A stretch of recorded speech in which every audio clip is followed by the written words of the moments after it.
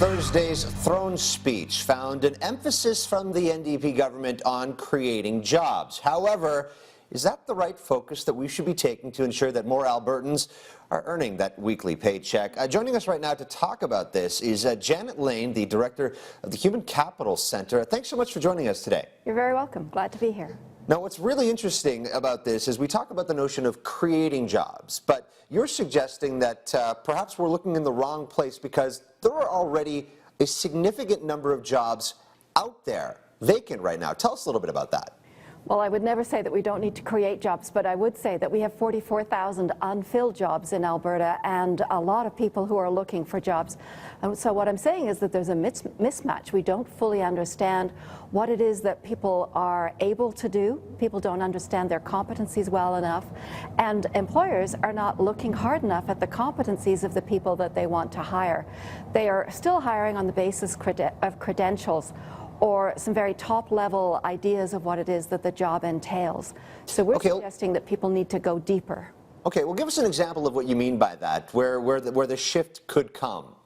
Well, for instance, a lot of employers now are saying that they can't find people with good communication skills. So they'll put on their resume, on their job descriptions or their postings that they're looking for a good communicator. But they don't say, do they need somebody who can write well or somebody who can speak well, somebody who can do presentations? Do they really mean somebody who's good at conflict resolution, at problem solving? So we need to go deeper into those little items in the job description that people are looking at when they're applying for jobs, to say what it is that is really important in the job that the employer is looking for.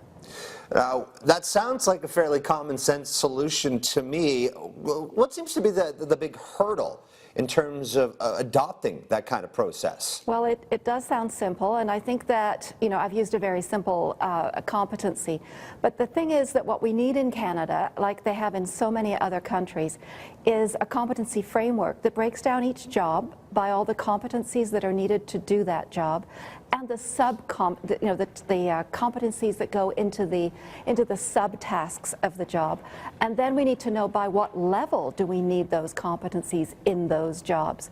And that's called, we need a competency framework that puts that into place so that job seekers can see where they're at, they can identify the competencies that they have, and perhaps see the competencies that they're missing for the jobs that they're applying for.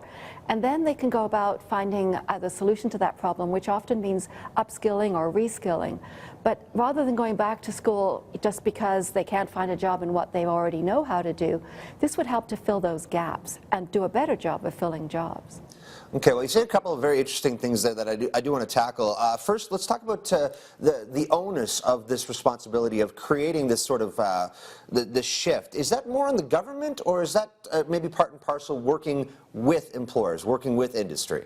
Exactly, it's both, and I think it has to start from industry. They're the ones that are doing the jobs. They're the ones that know what people need to do in order to succeed in their particular workplace. So they need to be talking more about what it is that they need, and government needs to support that work. It's going to take some time and effort to produce something like this. It's not something that's going to happen overnight.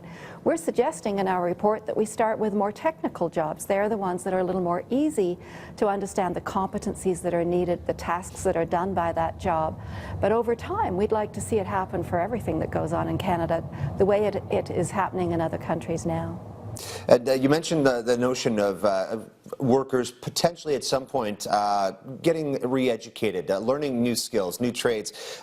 It seems to me, at least here in this province, there's a sense that of some reluctance for individuals to kind of do that, to readjust their expectations. Is that maybe a bit of a hurdle too in terms of moving forward with this idea? Well, I think, when the downturn first started, and that's basically what we're talking about, is the people who've been unemployed for the last couple of years, there was that hope, as there always is, that those jobs will come back, and some of them will. There's no doubt. But some of those jobs are coming back with more technical emphasis, so even people who've done them in the past are going to need more technical skills. The world of work is changing constantly. We need to upskill and reskill all the time. Everybody is going to have to do that. It's just the way of the future. So, but knowing what it is that you need to learn or want to learn in order to get ahead or to get that next job is something that we don't have an easy pathway towards right now. People are going back to school at square one and having to reskill and requalify all over again. We don't need to do that. We need to understand better what the gaps are and then fill them. And I'm kind of curious, I'd be remiss not to mention, I guess, the geographical component to this. So, we always talk about the numbers, Edmonton versus Calgary versus rural. How much of that might that play into this?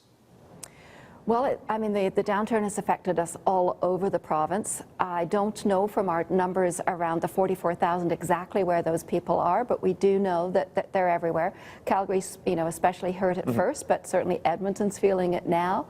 And, the rural areas where there's been a lot of oil service has also been affected. So I think we're all in the same boat here. Well, it'll be very interesting to see, as we do kind of get this message out here, this notion of emphasizing on competency, if we do see a shift. Thank you so much for this insightful conversation. Thank you.